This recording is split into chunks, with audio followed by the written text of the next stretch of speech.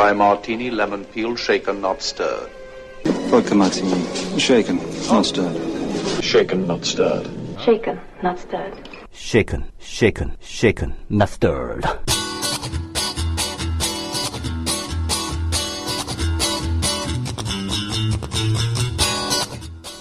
경제학자인 장하준 교수가 쓴 그들이 말하지 않는 23가지라는 책을 보면요. 규제를 혐오하는 자유시장주의자들이 결국 2008년에 글로벌 금융위기를 만든 사례를 여러 차례 언급하고 있습니다.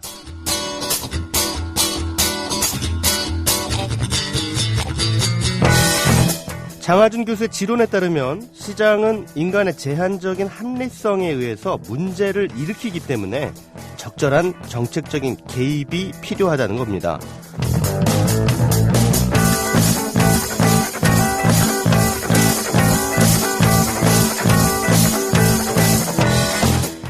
그런데 그 정책적인 개입이 사실상 가장 필요한 부분이 문화 분야, 특히 영화 분야입니다.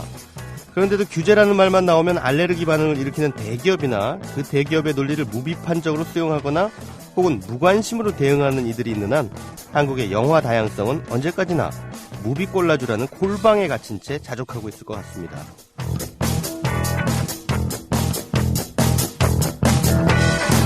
물론 대기업의 배급력에 힘입어서 스크린을 독식한 영화 제작자들은 돈을 벌겠죠.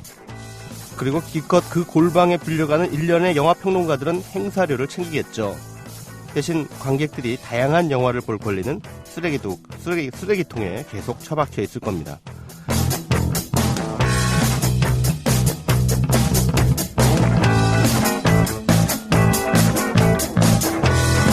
자, 재헌절입니다. 장맛비가 오락가락하고 있습니다. 7월 17일 최광의 영화 쉐이킷 지금 문을 엽니다.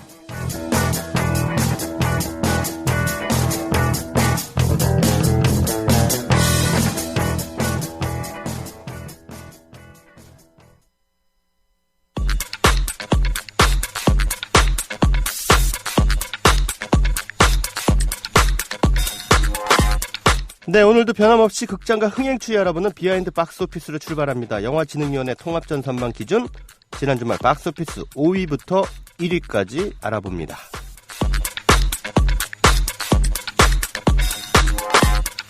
한국 공포영화 소녀괴담이 2계단 내려선 5위에 랭크됐습니다. 개봉 2주 차인 지난 주말까지 45만 명을 넘어서면서 손익분기점을 돌파했습니다. 이 영화의 오인천 감독과 이상원 프로듀서를 잠시 뒤에 시네 톡톡 시간에 모십니다.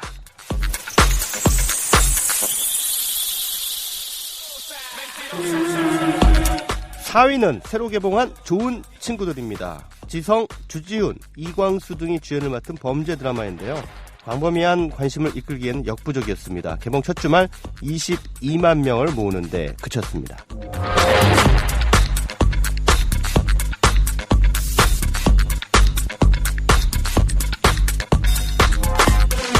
로봇들이 때려 부수는 영화 트랜스포머 사라진 시대가 본격적인 하락 국면으로 접어들었습니다. 3위에 랭크되면서 지난 주말까지 490만 명을 모았는데요.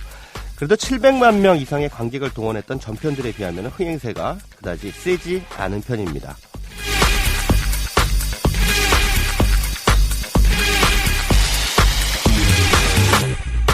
2위는 신의 한 수입니다. 비록 정상은 차지하지 못했지만 2주 연속 2위 자리를 지키면서 230만 명의 관객을 동원하는 실속 있는 흥행세를 보여주고 있습니다.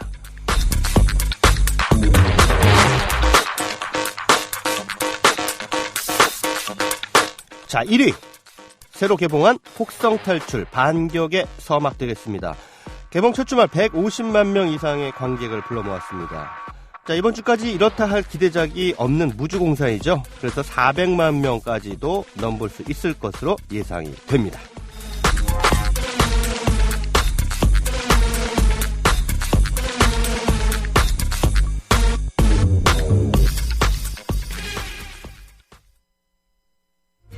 커피. 이제 아무거나 마시지 말자. 커피를 즐기는 사람들에게 질 좋은 한 잔의 커피는 하나의 권리입니다. 커피를 아는 전문가가 정성을 다한 로스팅으로 만든 제대로 된 커피. 제제 원두커피로 여러분의 권리를 누려보세요. 02-749-1002. 주소창에는 카페제제.co.kr 그리고 검색창에는 카페제제를 검색하세요. 카페제제는 서울 용산구에 위치해 있습니다. 카페 제제는 카페가 아닙니다. 커피 전문 인터넷 쇼핑몰입니다. 헷갈리지 마세요. 재수씨 결혼 축하드립니다. 앞으로도 행복하고 결혼 축하하고 오래오래 행복하게 살고 나의 미래 결혼 생활을 진심으로 축하해줄 사람들과 같이 하는 소규모 결혼식을 생각하고 계신가요? 강남구 논현동에 위치한 벨뷰티아라는 오직 한 쌍의 신랑 신부님 그리고 혼주와 하객들만을 위한 여유롭고 안락한 예식 장소입니다. 작아서 더 행복한 결혼식. 유부남이 된 걸 환영한다. 앞으로도 좋은 일만 가득했으면 좋겠다. 결혼 축하해. 결혼을 축하합니다. 포털에서 벨뷰티아라를 검색하세요. 예약 문의는 02-512-7996. 돌잔치 및 각종 기업 행사도 예약받습니다. 국민TV 조합원에겐 다양한 혜택을 드립니다.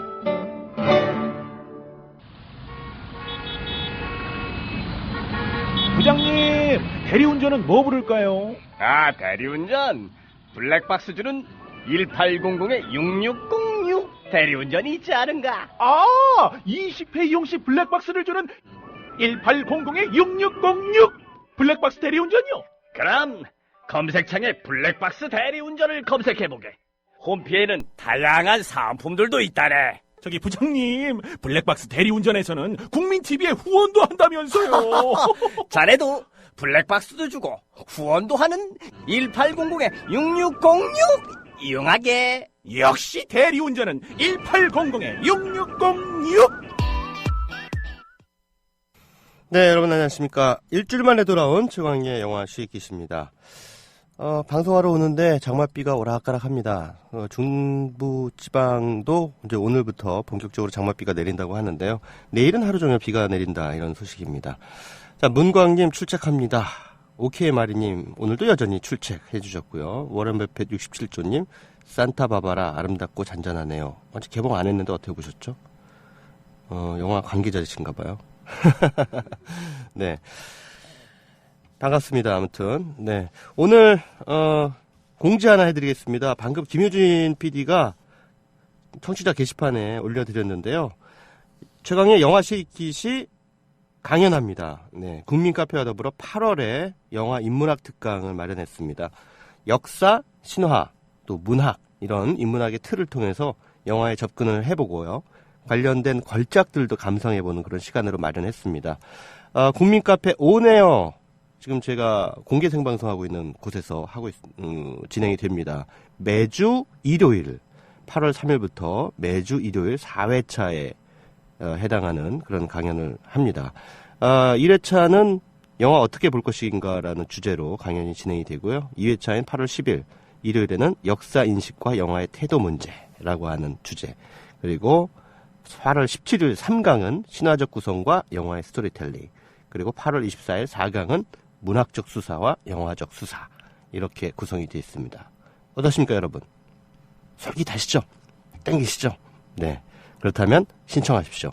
국민카페 그 페이스북을 통해서 신청하셔도 되고요. 구체적인 사항을 이렇게 거기서 확인하셔도 되고요. 그리고 국민TV 홈페이지에 카페 공지가 있죠. 그 카페 공지에 보시면 더 자세한 내용이 나와 있습니다. 예, 거기 조합원 게시판에도 나와 있고요. 그래서 거기를 통해서 보시면은 수강 신청 방법이 나와 있습니다. 무료 아닙니다. 유료 강연입니다. 왜 유료 강연이냐? 노동 있는 곳에 대가 있죠. 네. 그렇기 때문에 유료 강연입니다. 근데 그렇게 비싸진 않습니다. 사회 전체에서 7만 원이고요. 미디어 협동조합 조합원은 5만 원의 수강료를 받게 됩니다. 선착순 50명으로 지금 모집을 하고 있으니까 방송 들으시고 관심이 있으신 분들은 조합원 게시판이라든가 국민카페 공지를 통해서 계좌번호 확인하시고 수강료 입금하시면 바로 신청이 되겠습니다. 8월에 날씨도 무더운데 뭐 휴가 또 피서 떠나시고 그러시는 분들도 계시겠습니다만 영화와 인문학의 바다에 푹 빠져서 그 안에서 피서를 하시는 것도 괜찮을 것 같습니다. 특히 국민카페 분위기도 좋고요. 시원하니까요. 여기서 저와 함께 매주 일요일 3시부터 3시간 동안 영화 인문학의 세계로 빠져보시죠. 놀면 뭐합니까? 공부합시다. 기왕이면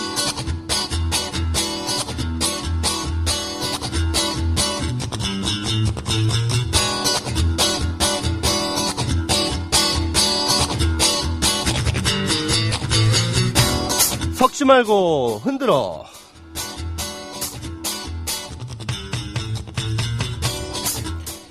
네, 지금 특강 고지도 해드렸으니까 오늘은 좀 영화에 대해서 약간은 좀 공부하는 그런 분위기의 그 주제를 준비를 해봤습니다.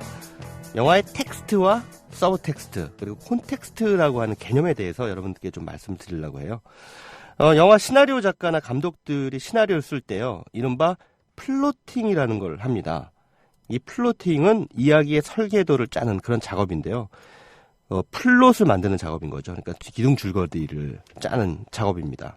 근데 이 플롯에는요, 메인 플롯이 있고요, 또 서브 플롯이라는 게 있습니다.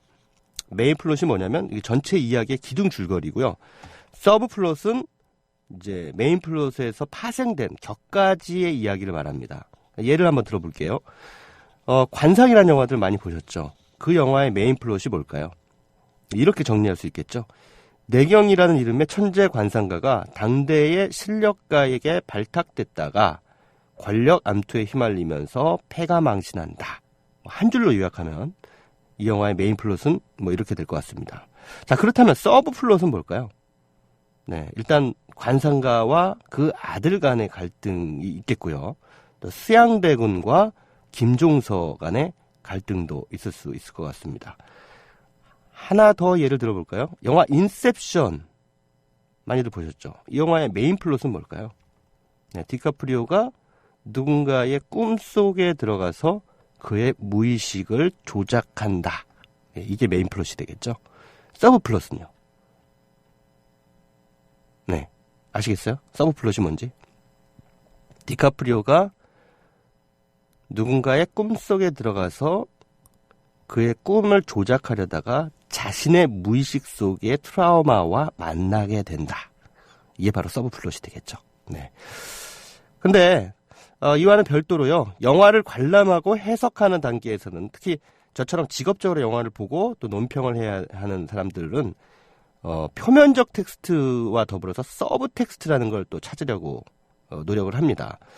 표면적 텍스트라는 건 영화의 이야기가 드러내거나 실어 나르는 즉흥적인, 즉자적인, 표면적인, 말 그대로 겉으로 드러나는 메시지 또는 감정을 말하죠.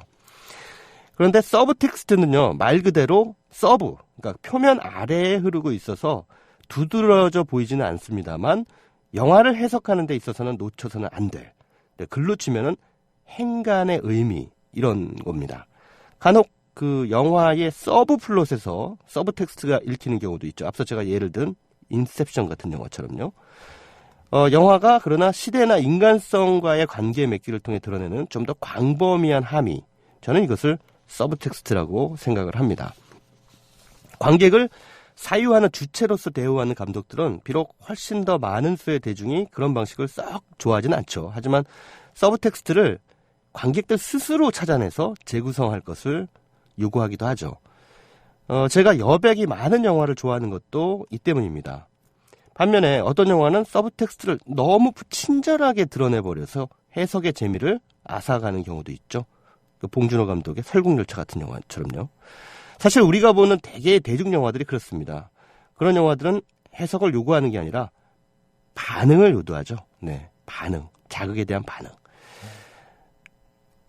자, 지금까지 말씀드린 게 왜 영화평론가들이 좋다고 말하는 영화는 지루할까? 라고 많은 분들이 그러시는 그 의문, 거기에 대한 답이 될지도 모르겠습니다. 실은 지루한 게 아니라 생각을 하게 만드는 영화가 낯선 것이라고 이렇게 생각하는 거죠. 그래서 지루하다고 느끼는 것이죠. 영화의 플롯을 이 메인 플롯과 서브 플롯으로 딱 구분하고 이게 얼마나 유기적으로 결합되어 있는지 이걸 따지면서 볼 정도의 관객이라면 평소 영화를 많이 보는 꽤나 그 오타쿠적인 그런 분이라고 생각합니다. 근데 만약에 이분이 표면적인 텍스트가 뭐고 서브 텍스트는 뭔지 요거까지 구분해서 그 깊이 또 그 타당성까지 따질 수 있다면 이 사람은 영화를 수동적으로 관람하는 차원을 넘어서 아주 능동적으로 해석하는 단계까지 왔다. 이렇게 볼 수가 있겠죠. 그때부터 사실 영화에 대한 토론이 가능하고 훨씬 더 풍성해지죠. 근데 사실 또 동시에 그때부터 영화 말고 다른 분야의 교양이 절실하게 필요하게 됩니다. 영화만 안다고 해서 얘기가 안 되는 거죠.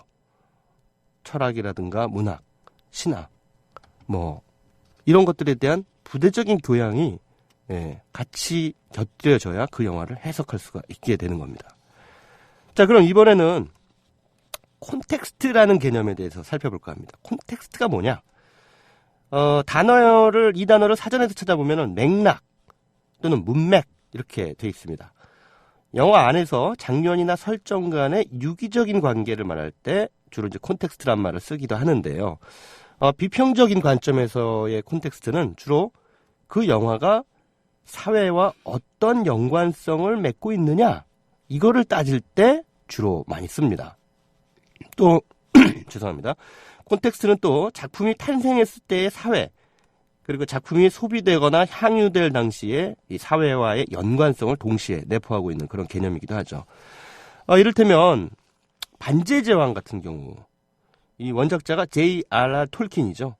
이 사람이 통과했던 시대의 사회적인 맥락, 즉 콘텍스트를 이해를 한다면 전혀 다른 서브텍스트를 발견할 수가 있습니다.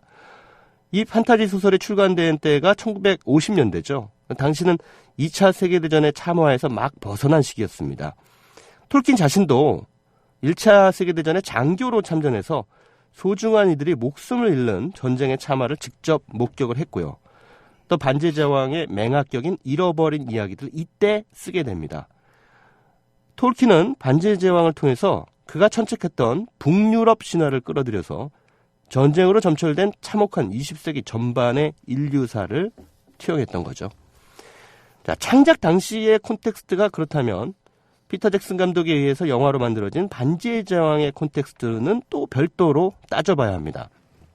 여기서부터는 21세기 대중사회가 이 판타지를 열렬하게 소비하는 이유가 급부상하게 됩니다. 첨단 디지털 시각 효과 기술이 판타지라는 장르의 시각적인 구현을 가능하게 했다는 그런 창작 환경적인 요인도 간과할 수 없죠. 또 스토리의 원형이랄 수가 있는 신화적인 세계가 관객들을 끌어들이는 보편적인 흡입력을 가지고 있는 데다가 또 극장 공간에서나마 환상의 세계로 숨고 싶어하는 그런 대중의 욕망과 결합했다. 이렇게 보는 시각도 존재합니다. 어찌됐든 판타지로의 도피 욕망, 이것은 대중이 현실 속에서 그만큼 피곤을 느끼고 있다는 반증이기도 하죠. 자, 그렇다면 한국 영화로는 10번째로 관객 동원 1000만 명을 돌파한 영화 변호인이라는 작품. 이 영화의 콘텍스트는 무엇일까요?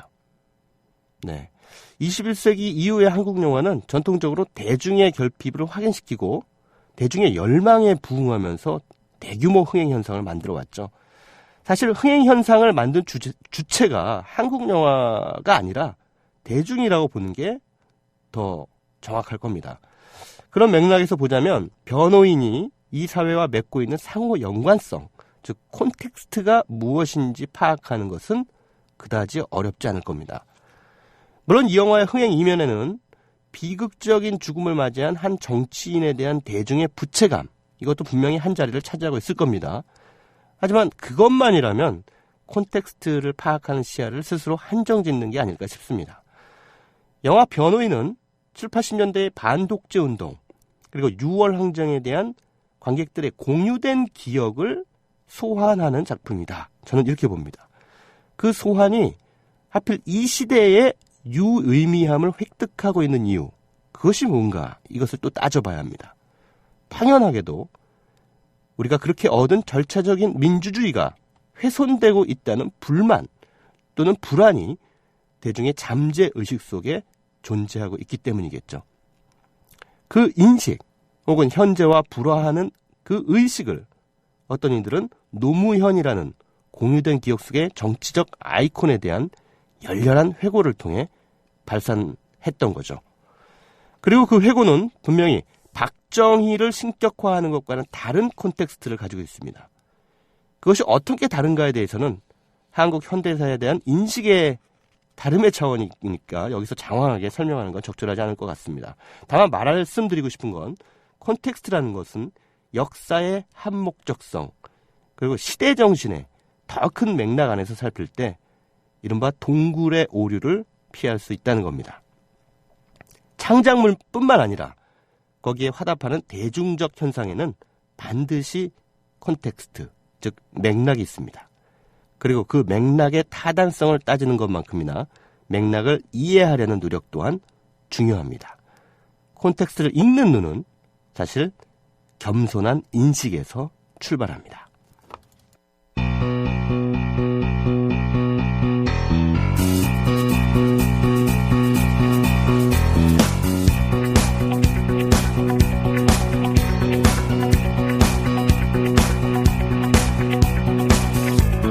네, 극장과 개봉 신작 알아보고 창의성 지수와 현금 평점도 매겨보는 개봉작 두루치기 시간입니다. 오늘도 모두 3편의 개봉작을 두루쳐 볼까 하는데 시간이 허락이 될지 모르겠습니다. 어쨌든 볼륨업.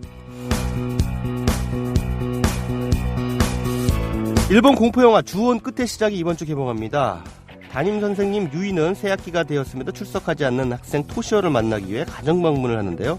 하지만 그 집은 19년 전 일가족 몰살 사건이 발생한 뒤 동네 주민으로부터 외면받는 집이었죠.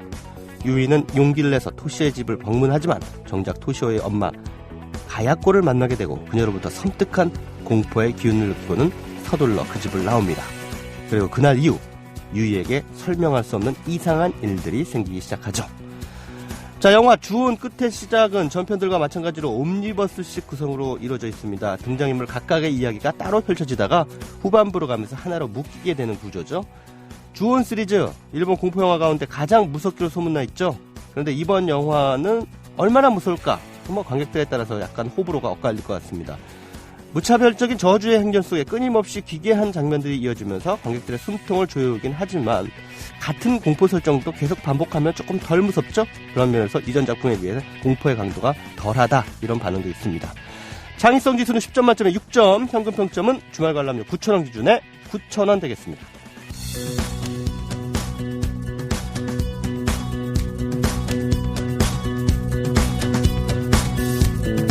한국 다큐멘터리 논픽션 다이어리 소개해드립니다. 지금으로부터 정확히 20년 전, 그러니까 1994년에 유독 끔찍한 사건이 많았죠. 추석 연휴에 지존파 사건이 온 나라를 충격 속에 빠뜨렸는데요. 바로 무고한 사람들을 연쇄살인하고도 더 많이 죽이지 못해 안타깝다, 이렇게 언론 앞에서 당당하게 말한 지존파 사건. 인륜이 땅에 떨어졌다는 사람들의 탄식을 자아냈습니다. 그리고 얼마 뒤에 또 성수대교가 붕괴됐죠. 그 이듬해에는 상풍백화점이 무너졌습니다. 언뜻 아무 관련이 없는 듯한 이 세 개의 사건을 영화는 하나의 연장선에서 바라보면서 재평가를 내립니다. 그 모든 사건들을 90년대까지 이어져온 한국 사회의 빠른 자본주의와 그리고 신자유주의가 낳은 일종의 후유증이라고 본 것이죠. 영화는 지존파 사건을 수사했던 형사들을 비롯해서 당시 사건과 관계된 다양한 인물들의 인터뷰를 통해서 그 끔찍했던 사건이 시대와 어떤 관련성이 있었는지를 탐문합니다.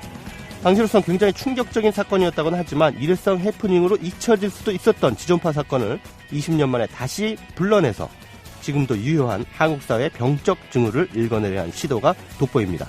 논픽션 다이어리의 창의성 지수는 10점 만점에 7점, 현금 평점은 만원입니다.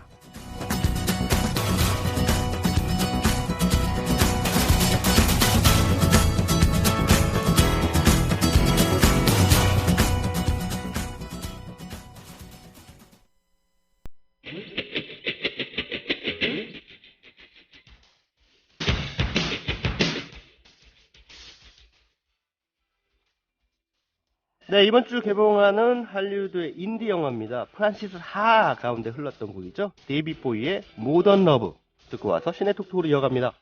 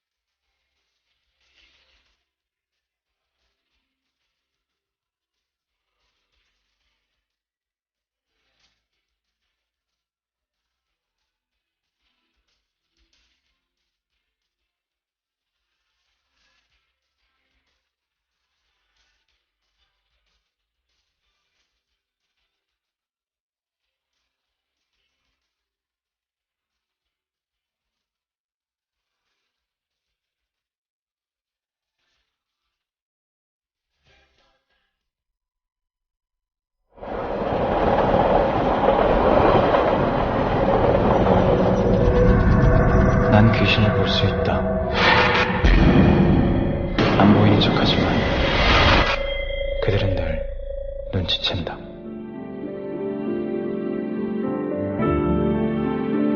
너 보이는 거 다 알거든? 원한 풀어달라고 안 할 테니까 진짜? 치사해서. 어느 날 피하고 싶지 않은 특별한 소녀 귀신을 만났다.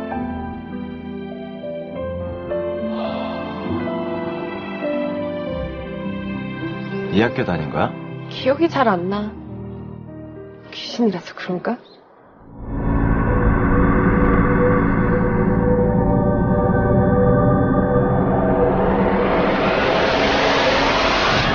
마스크야. 그녀에게 무슨 일이 있었던 걸까?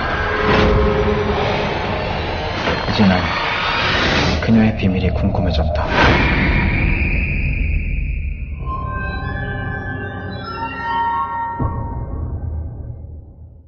네. 방금 들으신 예고편 어떤 영화인지 아십니까? 바로 2주 전에 개봉한 소녀괴담이라는 영화인데요.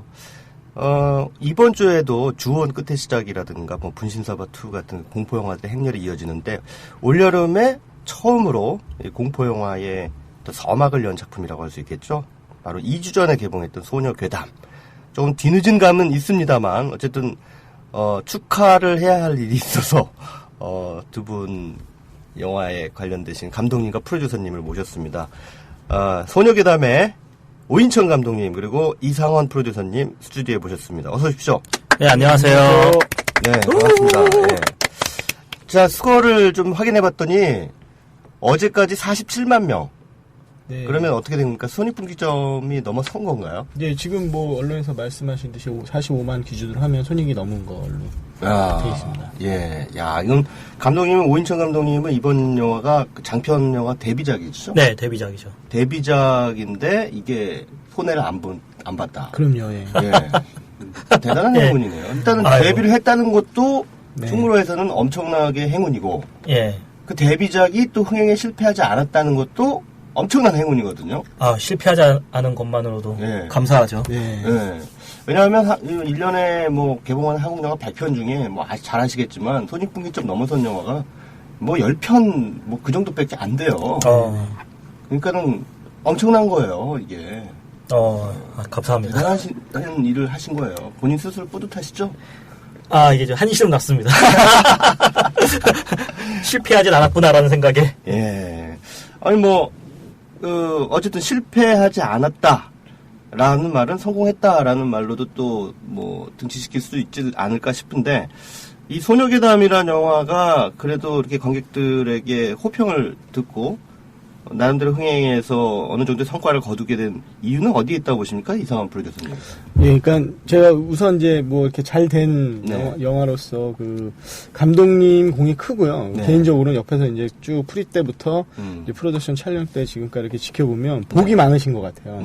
그러니까 저희가 저예산인데도 불구하고 또 스태프들은 굉장히 우여곡절 끝에 이제 좋은 분들로 퀄리티 높은 분들이 이렇게 참여하게 되고 그러다 보니까 이제 영화 속에 그 저예산 분의 열악한 환경 속에서도 팀워크도 좋고 그러니까 그런 게 다 이제 감독님 인복이 좋으셔서 그런 것 같기도 하고 또 배우들도 그런 신인 배우들이 많은데도 불구하고 굉장히 열정적이고 연기도 굉장히 훌륭한 배우들이 이렇게 촬영을 하게 되다 보니까 삼박자가 이렇게 고루 잘 맞춰져서 또 감독님께서 그 시나리오 직접 쓰신 게 아니고 이제 이종호 작가님이라는 분의 시나리오로 이렇게 연출을 하시는 데 있어서 이런 쉽게 말하면 연출력이 돋보이게 시나리오에서 이렇게 잘 뽑아내신 것 같아요. 그래서 저희 영화 소녀괴담에 맞게 맞는 감독이다고 저는 이제 생각이 들고 그렇게 하다 보니까 또 이제 감독님께서 공포 스릴러 또 전문 뭐 이렇게 단편도 많이 하시고 하다 보니까 저희 영화를 이렇게 잘 이끌어 나가신 것 같아요. 왜 오인철 감독님이 일단 외모적으로 봤을 때는 좀 딱 한복만 입혀놓으면요 저기 조선 후기 가보농민 전쟁에 저희 국민 투사 이번에 영화 하면서 배우들이 별명을 지어준 게 그 레슬링 이왕표 선수 비슷하다고 그리고 또 어떤 분들은 요즘 명랑 그 감독님 그 김한민 감독님하고도 이미지가 머리가 똑같으니까 예. 별명이 많으시고 예, 이렇게 예. 현장에서도 되게 유쾌하시고 예. 그래서 분위기를 굉장히 좋게. 김태훈 감독 같은 분은 이제 탕웨이하고 연애질을 하는데 영화 찍으시고 오인정 감독님은 그러실 일은 없을 것 같아요. 일단 외모적으로 조금. 아, 예, 그럴 일은 없죠. 그래서 배우분들 아주 편안하게. 그러니까. 하루방을 얘하듯이. 동네 아저씨나, 예. 그냥 뭐, 아는 오빠. 예. 뭐 이런 느낌이라 그럴까요? 예. 아주 풋풋하고 수수한 그런 느낌이라서 오히려 또 연출하실 때 그런 점이 또 장점으로도 작용하지 않을까 예. 그런 생각이 듭니다. 예. 감독이 또 너무 이렇게 잘생기면요. 좀 사건이 벌어지더라고요. 아, 그래요? 네. 제가 아는 사건만 해도 이게 뭐 보도가 안 돼서 그렇지. 아, 그래요? 있어요. 네. 근데 꼭 보면 좀 이렇게 얼굴값 하는 그런 감독도 있죠. 여배우들하고 사고치고, 스태프들하고 사고치고, 뭐 이런 그런 경우가 왕왕 발생합니다. 저는 절대 그럴 일은 없을 겁니다. 그럴 리가 없을 것 같아요, 제가. 자, 지금 프로듀서님하고 감독님하고 두 분을 함께 모셨는데, 일단 청취자분들께서 좀 궁금해 하실 분들도 계실 것 같아요. 야, 프로듀서는 뭐지? 네. 감독은 뭐지? 롤이 어떻게 나누는 겁니까? 좀 설명을 좀 해주시죠. 네. 그러니까 프로듀서는 일단은 그 처음에 시나리오를 기획 단계부터 참여를 하게 되고요. 네. 그래서 이 스텝들 구성, 그다음에 이제 심지어는 이제 이 작품이 감독님의 시나리오가 아니면은 감독님까지도 이제 섭외를 하고, 네. 그다음에 이제 스케줄을 짜고, 네네. 그다음에 이제 장소라든지 이런 시나리오에 맞는 모든 구성들을 다 해서 네. 거기에 맞는 예산을 짜고 투자사에 청구를 해서 예산을 받아서 그 회차에 맞게 잘 진행을 하면서 네네. 영화가 최대한 퀄리티 있게 그 감독님이 영화 연출을 최대한 잘 할 수 있게끔 네네. 뒷받침해 주면서 마지막으로 영화 개봉식까지 이제 모든 제반 사항을 관리하는 역할이고요. 예. 그걸 이제 잘 얘기를 하면은 그 영화의 실질적인 어떤 오너다 이렇게 얘기할 수도 있겠네요. 예, 그러니까 예. 그러니까 프로듀서가 라인 프로듀서가 있고 이제 프로듀서가 있는데 네네. 프로듀서 같은 경우는 이제 제작사 대표분들이 거의 이제 프로듀서라고 보시면 되고요. 네네. 라인 프로듀서들이 이제 대표님 밑에서 네네. 대표님이 이제 항상 현장에 있을 수 없으니까 예. 거의 대행으로 이제 모든 제반을 다 핸들링 하시는 분이라고 보시면 되겠습니다. 또 어떻게 따져보면 지금 말씀하신 내용들을 곰곰이 들어보면 또 시다바리 같은 느낌도 좀 들고요. 네, 그 어떻게 보면 이제 뭐 저희가 이제 순위 하는 말로는 감독님이 집안으로 따졌을 때 아빠라면 프로듀서는 이제 엄마 역할을 하는 그런 이제 포지션이라고 간단 쉽게 말해서는 이제 그렇게 보시면 또 이해하기 편할 것 같아요. 군대로 비유하면은 행정보급관? 그쵸. 네. 프로듀서는 행정보급관, 감독은 중대장. 뭐 이렇게 보시면 돼요. 그렇군요. 그렇게 비유를 하시니까 아주 잘 귀에 쏙쏙 들어옵니다. 오인정 감독님 입장에서는 어떻습니까? 데뷔작으로 봤을 때 좋은 프로듀서를 만났다고 말씀하셔야겠지? 진짜 이게 뭐 방송에서 그렇게 제가 말씀드린 게 아니고 다른 사석이 공적인 자리든 사적인 자리에서 제가 말씀드리는 게 제가 그 데뷔작을 연출하는 데 있어서 최상의 프로듀서를 만나지 않았나 생각이 들고 앞으로도 계속 쭉 같이 가고 싶은 프로듀서로서 아주 정말 최상의 조합이었다 저는 생각합니다. 이상한 프로듀서님 입장에서는 오인정 감독님을 이 작품의 연출을 맡겨야겠다. 라고 낙점하게 된 어떤 그 특별한 이유가 있으셨습니까? 저희가 이제 이 소녀괴담이 사실 1년 전부터 준비를 했던 거예요. 근데 이제 여러 다른 감독님들이 이제 물망에 올랐다가 이제 조금 준비를 하시다가도 이렇게 가신 분들이 계시고 한데, 오인정 감독님을 제가 봤을 때는 그러니까 뭐 다른 감독님을 좀 비하는 건 아니지만은 제가 이렇게 저는 영화를 하면서 그 신인 감독님들하고 많이 한 케이스예요. 물론 이제 다른 감독님도 있지만은 근데 신인 감독님들 중에 이렇게 보면은 딱 제가 이제 두 가지가 이렇게 보이더라고요. 그 단점으로는 나무를 이게 저희 하는 말로는 숲을 봐야 되는데 나무만 보는 그러니까 경력이 없다 보니까 그런 단점들이 있고 그다음에 신인 감독님들은 이제 감독을 하려고 준비를 하잖아요. 그래서 딱 두 가지로 나눠지는 게 준비를 하는 감독님이랑 준비가 된 감독님이랑 이렇게 나눠지더라고요. 그래서 제가 오인천 감독님을 봤을 때는 기존에 제가 봤던 신인 감독님들에서 보지 못한 준비가 돼 있구나라는 거를 많이 느꼈어요. 프리를 진행하면서. 그래서 저는 프리를 진행하면서부터 이 영화는 나중에 그 잘 되든 안 돼도 후회 없이는 나오겠다. 네. 아쉽지 않게는.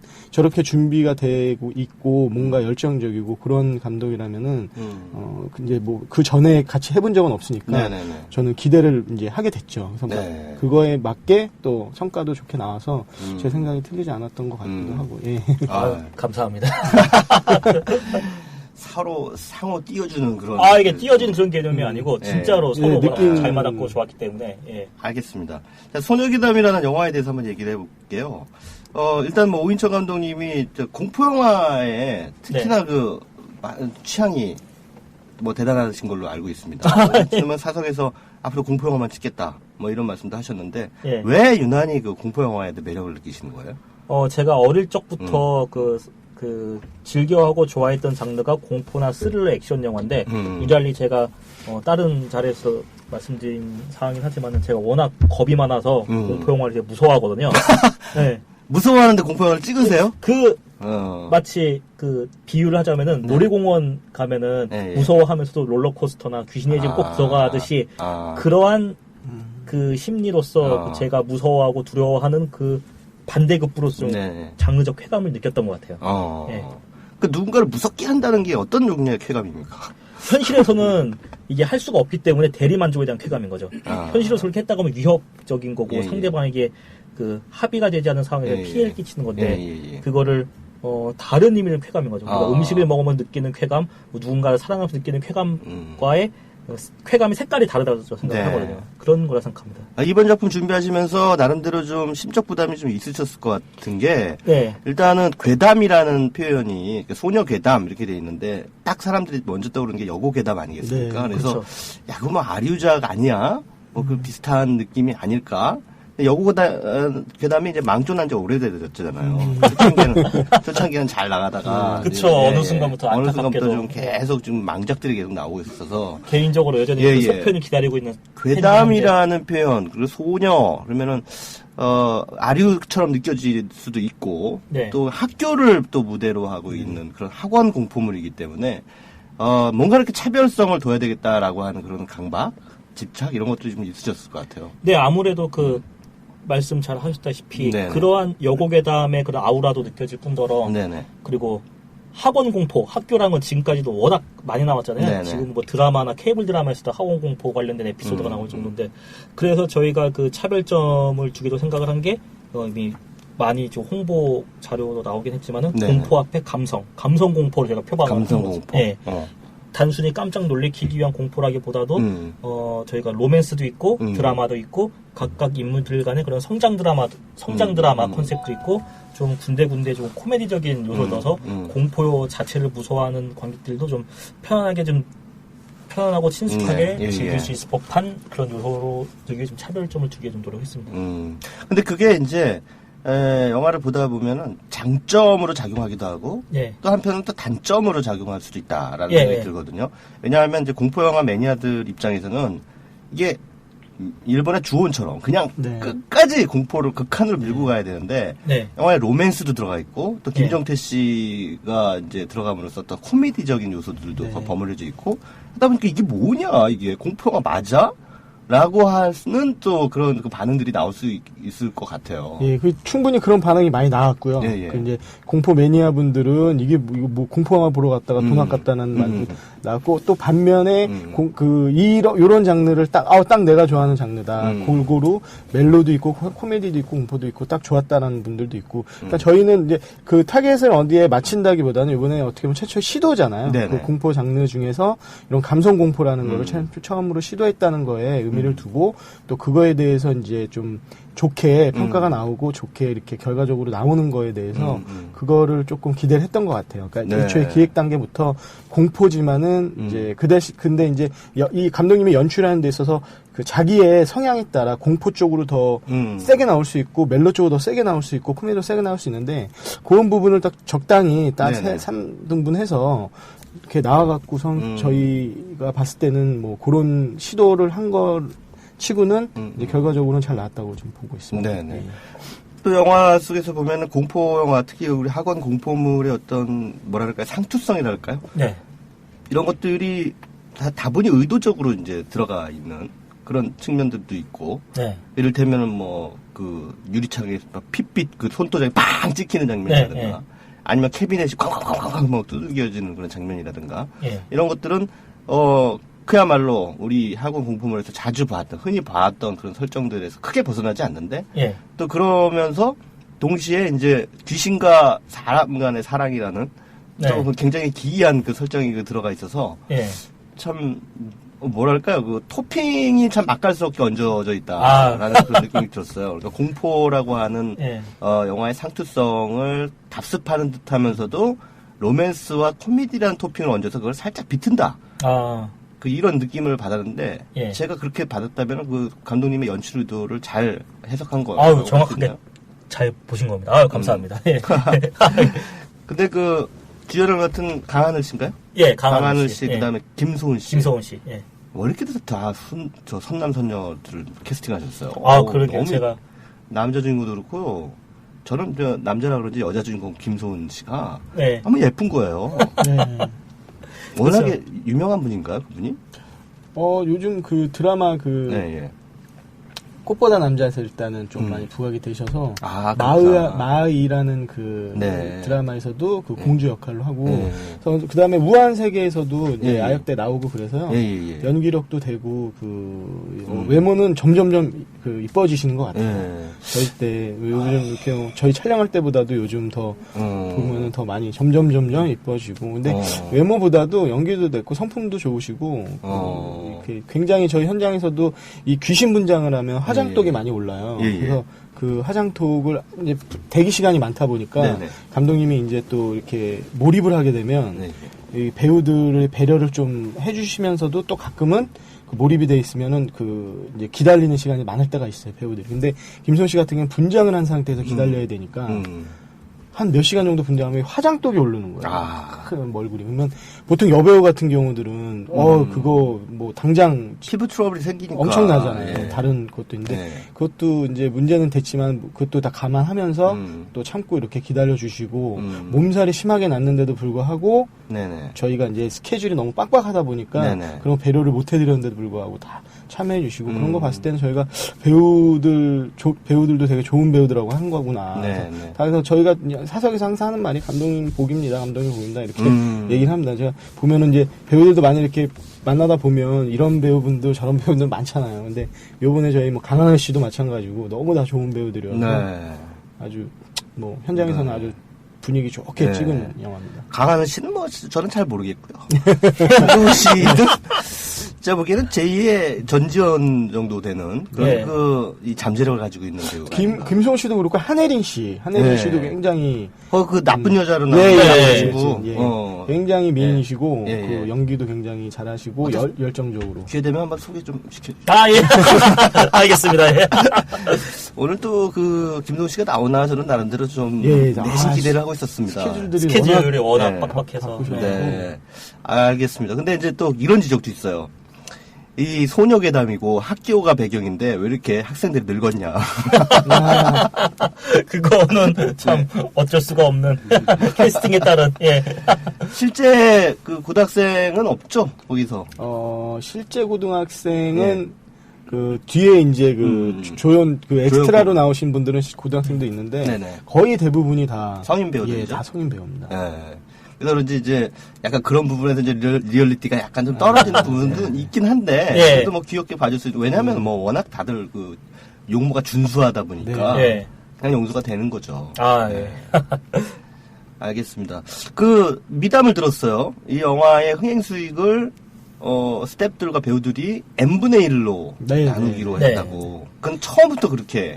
처음부터 저희가 이제 기획할 때부터 그 대표님의 이제 취지로 그 관상 때도 이제 뭐 기부하시듯이 요번에는 저희 산이다 보니까 너무 그 열악하잖아요. 저희 그 스태프들 개런티도 그렇고 하다 보니까 수익을 받는 대로 거의 다 공평하게 나누는 식으로 해서 제작자 지분의 30%를 n분의 1로 해서 저희 수고했던 모든 스태프들이 공평하게 그래서 굉장히 그 좋은 취지고 또 그거가 있는 거랑 없는 거랑 또 스태프들의 이 사기에도 이렇게 고생스러워도 이제 그런 게 있다는 거에 대해서 이게 잘 나왔을 경우에는 우리한테도 오는 게 있구나라는 거면 이렇게 임할 때 틀리니까 많이 그런 효과도 있었던 것 같아요. 그러면 주연 배우하고 연출부 막내하고 똑같은 돈을 받는 네, 겁니까? 똑같아요. 네네네. 그 n분의 1은 그냥 무조건 다.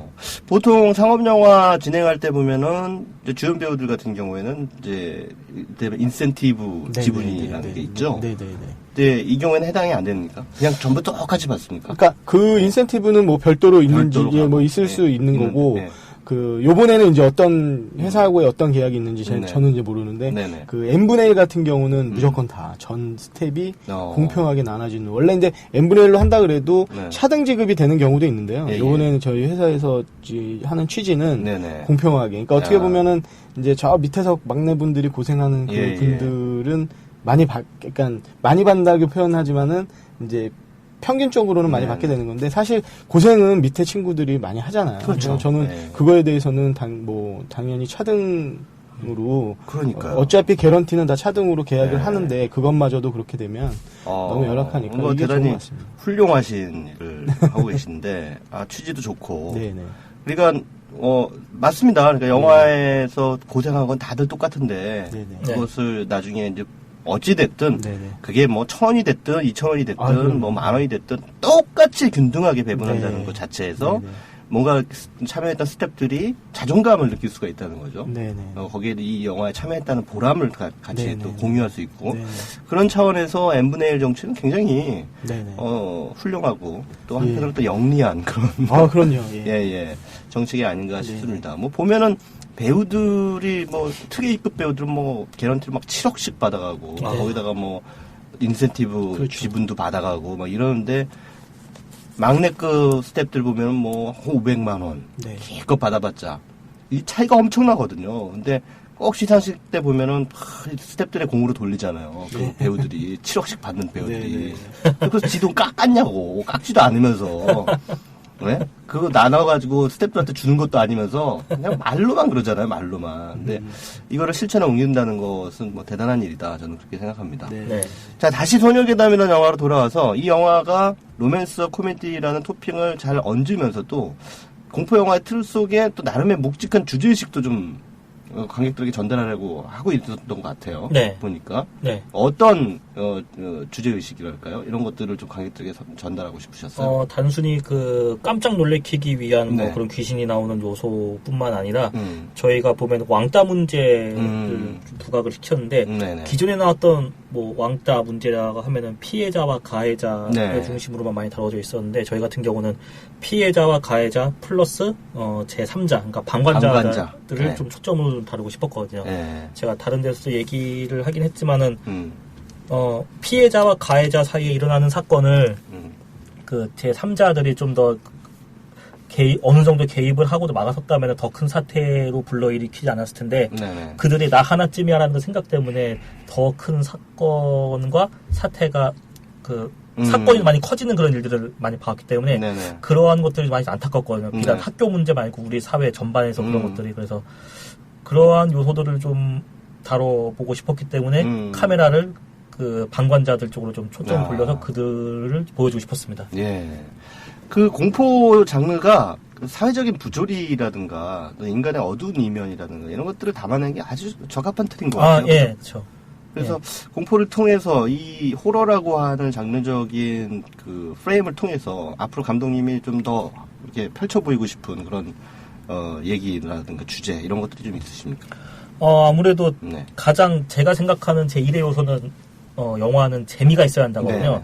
재미가 수반이 돼야지 재미 플러스 의미랑 메시지가 같이 동반된다고 보기 때문에 왜냐하면 재미가 없는 의미만 메시지 있는 영화는 다큐멘터리나 우리 뭐 TV 시사 교양 프로도 충분히 많이 볼 수 있기 때문에 장르 영화로서의 재미를 충실하되 제가 생각하기에 현 사회 개인적인 문제든 사회적인 문제든 문제가 되는 부분들은 그 장르적인 틀 내에서 좀 다뤄보고 싶습니다. 뭐가 제일 문제라고 생각하십니까? 이 사회의 문제점. 소녀괴담에도 좀 다루긴 했지만은 결국에는 뭐 제가 굳이 언급을 안 해도 지금 굵직굵직한 큰 사건들이 무관심과 방관이 가장 큰 것 같아요. 그게 뭐 세부적으로 파고 들어가면 한도 끝도 없어지는데 그러한 큰 프레임 틀로는 무관심과 방관의 문제가 가장 크지 않나 생각이 듭니다. 다들 뭐 문제가 있다고 말들은 많이 하는데 막상 참여하자 하면은 참여 잘 안 하죠. 그게 힘들죠, 그렇죠. 예, 예. 네. 그러니까 사람들을 설득하는 것은 쉽습니다. 동의를 구하는 건 굉장히 쉬운데 행동을 촉발하는 건 굉장히 어려워요. 네. 예. 실제 저도 뭐 페이스북 같은 거 하면서 뭐 어디 모여서 뭐 합시다라고 하면 좋아요는 엄청나게 들어요. 좋아요만 엄청 눌러요. 아, 좋아요도 막상 가보면 안 나와. 아, 그래요? 예. 뭐 그런 경우도 있고 그래서 사람들의 행동을 유발한다는 게 굉장히 어렵구나라는 걸 좀 절감하게 상당히 됩니다. 그 인기 페이스북으로 인기가 상당히 많으신 걸로 알고 있는데. 아니 그러니까 뭐 인기만 많으면 뭐 하냐고요. 뭐 하자 그러면은 또 좋아요만 이빨 누르고 안 나오는데. 예전에 저번 정조문의 항아리라는 그 다큐멘터리 영화의 작가로 참여를 하고 있는데요. 아, 예. 거기 이제 후원 모임을 좀 하겠다 이렇게 해가지고 예. 어디 몇 날 몇 시에 어디로 오십시오 했더니 그러니까 크라우드 펀딩 같은 거. 예, 크라우드 펀딩을 위해서 후원 모임을 이제 했는데 좋아요만 50개가 넘게 왔어요. 그러면... 오신 분 딸랑 2명. 아, 정말요? 예, 예. 그런 거예요. 그러니까. 그래서 그냥 좋아요는 정말 쉽죠. 그래서 뭐 좀 보면 누군가 그런 말을 했더라고요. 좋아요는 세상을 바꾸지 못합니다. 이런 얘기를 이제 그러니까 아주 그냥 편리하게 어떤 자신의 어떤 선함을 그냥 확인하고 마는 걸 붙이는 건데. 그래서 얘기가 좀 딴 길로 좀 흘렀습니다만은 오인천 감독님은 앞으로도 향후에도 계속해서 공포 장르 영화를 좀 시도하실 생각이세요? 지금 뭐 계획하고 계신 게 있으면 구체적으로? 지금 구체적으로 계획하고 있다기보다는 지금 계속 그 공포 장르를 계속 할 준비를 하고 있고 당장 준비하고 있는 프로젝트로는 제가 그 12야라는 제목의 옴니버스 공포 영화를 지금 만들고 있거든요. 이미 뭐 제목에서도 그 인지가 되다시피 12개의 공포 에피소드로 이루어진 옴니버스 공포 영화인데 첫 번째 4편을 하나로 묶어서 챕터 1으로 지금 만들고 있어요. 그래서 에피소드 3개까지는 만들었고 그 4번째 에피소드 촬영 마친 걸 지금 편집 중입니다. 도시괴담입니다. 이건 소녀괴담과는 또 다른 의미로. 뭐 상업적인 영화라고 봐야 되나요? 이거는 상업이라기보다는 제가 워낙 공포 장르를 해보고 싶었기 때문에 계속 꾸준히 준비했던 거고 이거는 굳이 뭐 소녀괴담만큼의 큰 상업적 의미가 아니라 하더라도 뭐 작은 규모든 뭐 규모에 상관없이 개봉돼서 관객들한테 다가섰으면 하는 바람입니다. 그렇게 가는 게 좋은 것 같아요. 왜냐하면 첫 작품이 잘 되면 두 번째 작품이 보통 감독들이 큰 걸 하거든요. 그러다 꼭 망해요. 그래서 이제 소포머와 징크스라는 게 있는 거예요. 그러니까 나홍진 감독이 추적자 잘 돼가지고 황해 찍어가지고 쫄딱 망한 것처럼 그런 식으로 그러니까 더 규모를 키우는 것보다 살짝 좀 빠지면서 자기가 원래 하고 싶었던 걸 좀 하다가 이를테면 뭐 이때 박찬욱 감독이 복수는 나의 것 했듯이 쫙 빠졌다가 다시 나오는 그런 방식의 전략도 괜찮은 것 같습니다. 한 템포 좀 쉬어간다는 느낌으로 그런 차원으로서 지금 준비를 하고 있고 알겠습니다. 지금 편집 중입니다. 다음 작품도 기대하겠고요. 주피터 필름이 영화의 제작사인데 또 고스트 픽처스라고 하는 그 브랜드로 영화가 나온 거죠. 고스트 픽처스 하니까는 이제 공포 영화 전문 브랜드인가 싶기도 한데 주피터 필름에서 이제 공포 영화를 기획하고 제작할 때 이제 그 나중에 이제 제작을 이제 메인으로 하는 게 이제 고스트 픽처스 자회사식으로 해서 나오는 거고요. 그러니까 보통 이제 그 주피터 필름하고 공동 제작으로 이제 크레딧은 올라오게 되죠. 고스트 픽처스는 앞으로 계속 공포 영화. 공포 영화들은 다 고스트 픽처스에서 하는 걸로. 알겠습니다. 자, 고스트 픽처스에서 향후에 나올 영화들도 좀 잘 되기를 바라겠고요. 또 오인천 감독님도 승승장구하시기를 바라겠습니다. 감사합니다. 오늘 나와주셔서 감사합니다. 감사합니다. 네. 감사합니다.